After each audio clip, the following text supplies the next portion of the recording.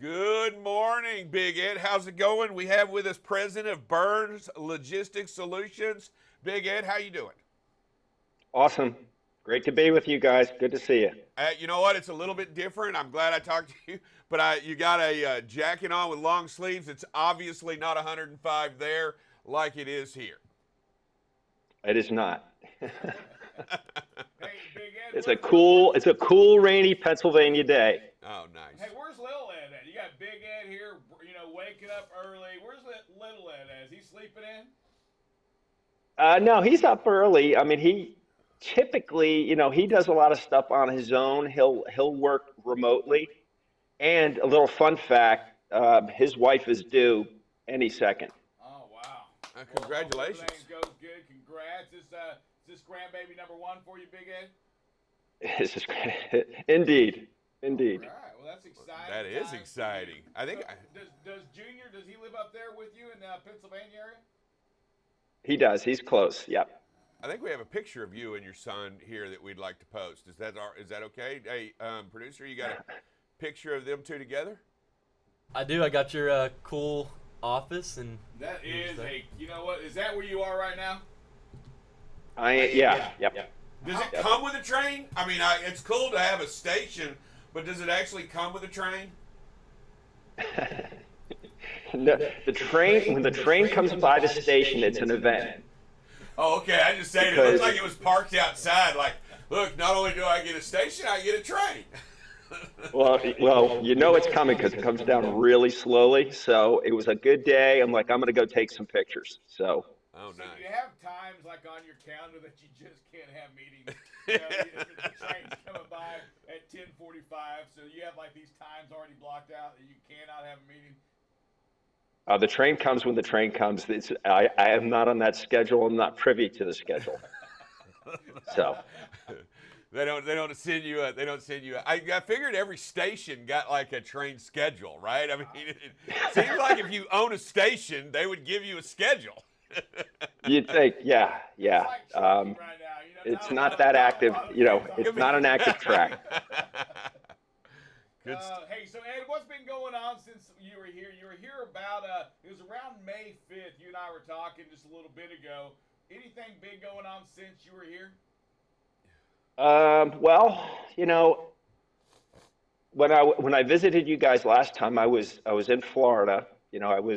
We have a property down in Florida, and I was working from Florida. So, going back to Florida was very nice. Not that coming back to Pennsylvania isn't nice, but it is different here in Pennsylvania. I mean, the atmosphere, Pennsylvania, in terms of working, attitude, it's government stuff. It's a different place in Florida versus Pennsylvania here in the Northeast. And when we visited last time, you asked me why am I in Texas, and my answer was freedom. And I would argue, Florida's a pretty free state. So why does everybody go to Florida? Not only because it's beautiful, because it's free. So Pennsylvania, not necessarily the case. Yeah, But right. one thing, you add this question, our state trucking association, the PMTA, and every state has its association that supports our industry. A couple weeks ago, Ed and I were at the PMTA annual conference, and I would tell you, look, we don't have trucks. We're in the industry and we support the industry. But my endorsement of these state agencies, it is if you have a trucking company and you want to have a say and you want to learn about best practices, you need to engage in your state agency. And I was just so impressed with the Pennsylvania Motor Truck Association, with the level of caring, the level of interest in people's success, the level of interest in how the government, federally and state, affects our industry, affects commerce. Our state wanted to toll 9 additional bridges and crossways in the state of Pennsylvania. 9. And through the efforts of the PMTA, that has been tabled. they stopped it for I would say for the time being. And I think that's just, that's amazing. So great advocates. Um, and I would think the other agencies within other states would be just as robust. So that would be something I would share. And just curious, are they not only are they not going to put the tolls, are they still going to put the thoroughfares through, but just not make them tolls? Was that by design or by intent, or are they just holding off altogether on the project? Holding off altogether on the project. Okay, I understand. Yeah, the trucking associations across the states. You know what? If you're watching this, I'm glad you brought that up, Ed. Hey, get involved. You know what? Absolutely. So many times we want changes. So many times we ask these questions, and it starts with involvement at your local. I'm going to say your local trucking association. A great place to get started. Ed, I appreciate you bringing that up. Ed, when you were here back in May, early May, I want you to see this right here. We had just, kind of gone through that big fuel increase. You're like, my God, can it get any worse? And we were pushing it like $5.20-ish, something like that. Today, $5.85 a gallon. What are you hearing from the shippers on fuel pricing? From the shippers. Yeah. So well, are they asking about anything? Their pricing's still going up because of the fuel surcharge. Yeah, and this is yes. So I think a shipper will look at that total cost to move the load, and even though rates may stabilize, that the line haul rates per se will stabilize, they go, oh, my rates are still going up because of the fuel. Well, that's a whole separate deal. And the other thing too with the fuel pricing, and it's quite amazing what a month difference is, because it really is an issue now. The other issue with this fuel is the deadhead. I mean, shippers don't necessarily think about deadhead, Yep. and I get it, they don't necessarily have to, but my goodness, it comes into the total cost of moving the freight because the carrier has to get to your facility, they have to make a delivery. And the big issue with the carriers, smart carriers, disciplined business folks, what do I do with the truck when I make the delivery? What's my next move? So when the fuel is relatively stable, you could eat 100 miles to go chase a piece of freight. You really need, especially if on a longer length of haul. But now you got to really be concerned with that, because when you're here in Pennsylvania, you're north of $6 a gallon. I mean, it's costing, for argument's sake, $1 in fuel a mile just to move the truck. Absolutely. Yeah, it's insane, right? It's insane. Hey, right. Burns Logistics, y'all have been in business a long time. I hear you're involved with the Trucking Association, the knowledge you have in our industry. Hey, talk to me about Burns Logistics and some of the value that you bring because of all of this knowledge to the carriers and to the shippers. Well, I don't think it's really sophisticated. I like people. I like to meet people. I'm a relationships guy, and we talked a lot about that on our last visit. And by doing that, I just get to, and I really like introducing people who can help people with other businesses. Even personally, it's always good to introduce people, to network. So, we have found a way to make a living on our introductions. And by the networking that I've done over the past I've been in the business 30 years, and now add an Ed, and my son he just networks like nobody. He can work a room like nobody's business. And we genuinely care about the outcome, and we care, our culture's about care. We care about these introductions. We want to help people meet people to help their businesses get better. So the value we bring to the marketplace on the carrier side and the shipper side is that we're able to identify good relationships that can help people grow their business and be successful and have long-term relationships with each other. Yeah, Ed, there's a lot of things out there that you can fake, and Dave will know that. I mean, a lot of people can fake things out there. But Ed, one thing you can't fake that I give a crap. And I think you and your son, you can't fake that. It's real, it's your passion, that you really do care about these carriers and the relationships between them and that shipper. That's very, very true. Very, very true. I mean, we're looking, commitments are a big deal, honoring commitments, defining what the needs of a given shipper are, and try and find the best carrier match to fit that. And then, try to peel the onion back to identify what the business is about, what are their needs, and make sure that we're placing the appropriate carrier that can support those needs. And when that happens, and there genuinely is a good relationship between carrier and shipper, typically the rates will be sustainable. And if the freight operates well, and it fits the network, we take, helps with their cost. The drivers like to go to the business. The drivers like to go to the pickup. The receivers, they're treated fairly. It works really, really well, and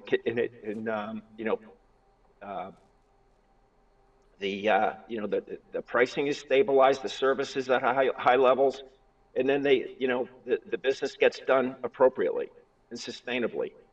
So let's talk, and Ed, let's talk future outlook, how we're looking in the market going forward. What are your, everybody's talking about recession, everybody's talking about other things and people going out and customers. What are you looking at and what are you seeing out there that's coming up for the market and for our industry as a whole? Look, I think I'm gonna trip on this. Digitization, everything is very digital.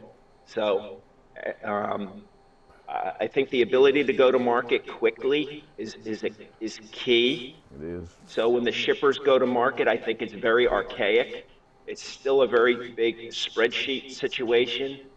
I think the bid cycles take too long. So that all needs to be improved and it needs to be quicker. And there are tools in the marketplace now that allows that. So yeah, I agree with what you're saying on that, on Ed. It's we've heard about that digitalization, right? The digital brokerage, the digital freight, all matching, all this, and it seemed like a couple of years ago, it's like, what, we're not there. But listen, what, as we speak about all the time, heck, we put men on the moon in 69. Things are possible, and we do see it today. This digitalized freight brokerage, this ability to go out and get rates a lot quicker, it's real. And I think the shippers, the carriers, they all have to realize it and embrace that technology. Hey, Ed, talk to me about this, because I am curious. I don't work with my kids, and I told my kids I probably won't work with them. How's it working with you, with your son, with you? So you got two Eds out there cruising the road together, you're knocking on doors together. Hey, what's that like? It's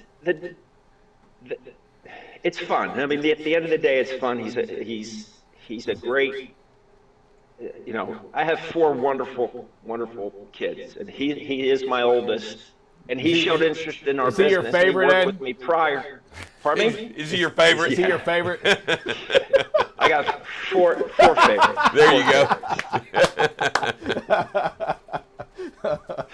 If you meet it, here's a little fun fact. Big Ed fun fact. If you meet every kid will say, "Hi, my name is, I'm Big Ed's kid, and I'm his favorite." Everyone thinks they're the favorite. As they should.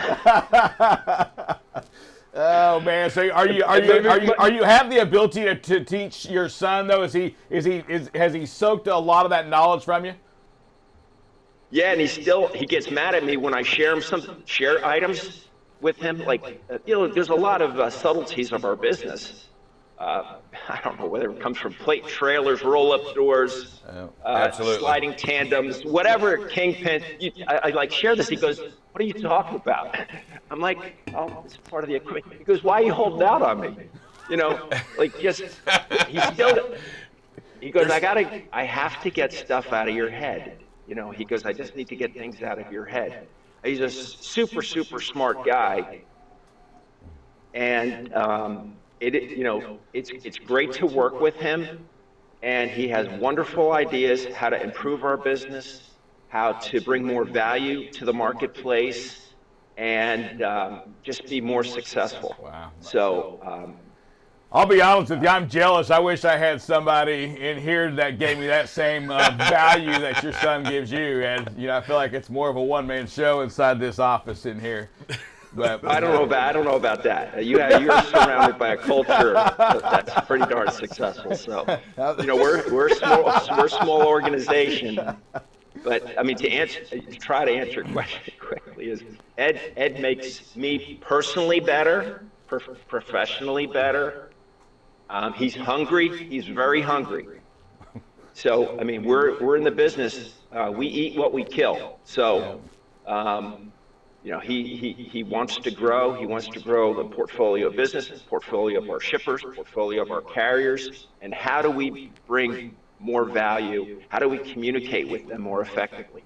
How do we get the needs of our shippers to the needs of our carriers in a more timely fashion, i.e. digital? So, so there's a lot of things, like, candidly, like I don't think I've never thought of, because it's like all in my head, and I'm like, oh, these people can talk to these people. He's like, we just need to do this quicker, more effective. You know, and as you talk about that, and as you bring it up, this digitization, I can't even, you got me saying it, Rob.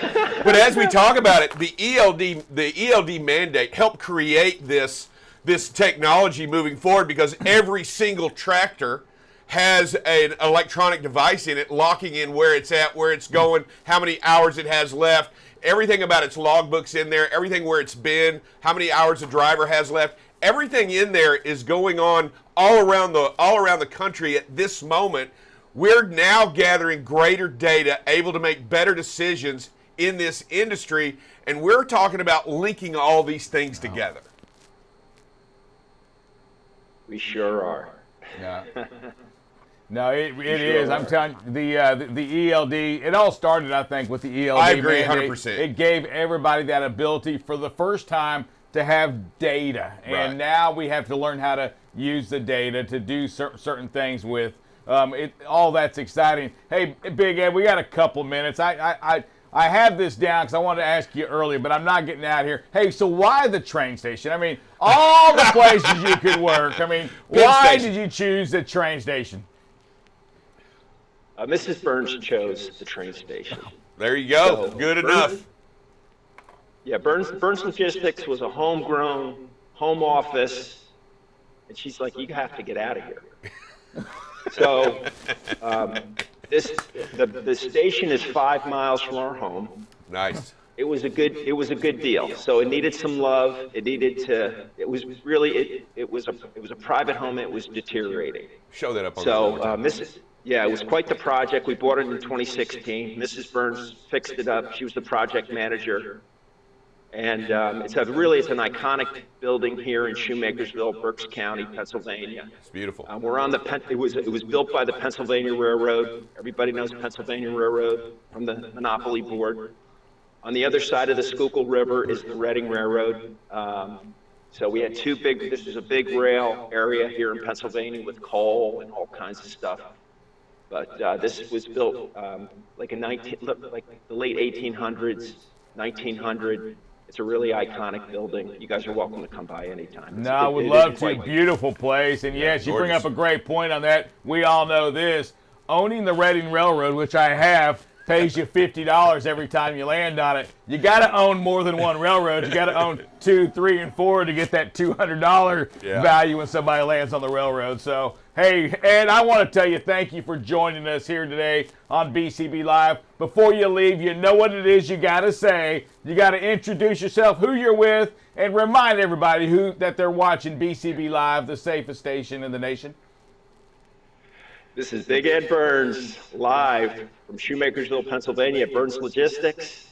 I'm on BCB Live, the safest station in the nation. All Have a great right. day. Thank you very much. The safest station in the nation doing a little digitization. There you go. I like it. Hey, Ed, thank you so much. God bless you. And hey, before you go, we're good about this. We love to celebrate. So because your son's getting ready to have that baby, we're going to do a little celebration right now. Hey, congrats, Grandpa.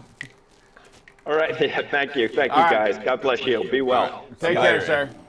All right. It's great to have, this week here we've had return visitors every day. And it's good to start to have some of these folks come back on, to get that report, to understand a little bit more about what they do, to see Ed at their place at work right there in Shoemaker, to see where he does it, how he makes it happen.